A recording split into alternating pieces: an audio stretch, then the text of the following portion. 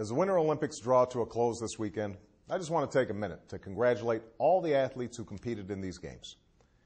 And I especially want to say how proud I am of all that the American men and women have achieved over the last few weeks. Whether it was the men's hockey team's stunning upset of the Canadians on their way to the gold medal game, or Lindsey Vohn's heroic gold medal comeback from a shin injury, or Apolo Ohno becoming the most decorated American Winter Olympian of all time, you can't help but be inspired by the sheer grit and athletic prowess on display in Vancouver. And it's not just the medal count that's inspiring, though we've certainly done great on that score. What's truly inspiring is the character of the men and women who have won those medals, the sacrifices they've made, the integrity they've shown, the indomitable Olympic spirit that says no matter who you are or where you come from or what difficulties you may face, you can work hard and train hard and still triumph in the end. That's why we watch. That's why we cheer. That's why, in the middle of an extremely challenging time for America, we've been able to come together as one nation for a few weeks in February and swell with pride at what our citizens have achieved. Now, when it comes to meeting the larger challenges we face as a nation, I realize that finding this unity is easier said than done, especially in Washington. But if we want to compete on the world stage as well as we've competed in the world's games, we need to find common ground. We need to move past the bickering and the game playing that holds us back and blocks progress for the American people. I know it's possible to do this, and we were reminded of that last week when Democrats and Republicans in the Senate came together to pass a jobs bill that will give small businesses tax credits to hire more workers. We also saw it when Democrats and Republicans in the House came together to pass a bill that would force insurance companies to abide by common sense rules that prevent price fixing and the other practices that drive up healthcare costs.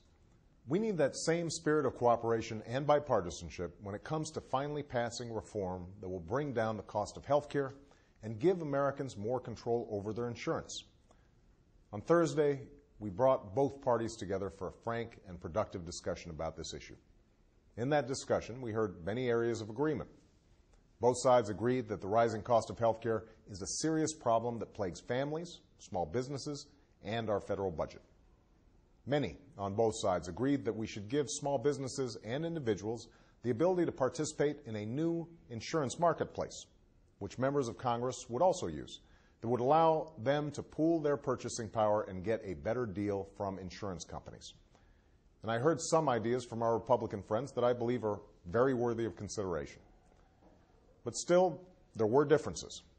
We disagreed over whether insurance companies should be held accountable when they deny people care or arbitrarily raise premiums. I believe they should.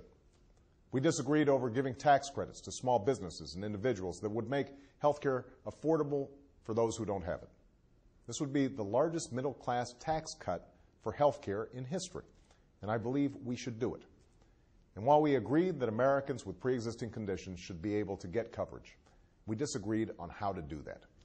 Some of these disagreements we may be able to resolve. Some we may not. And no final bill will include everything that everyone wants. That's what compromise is.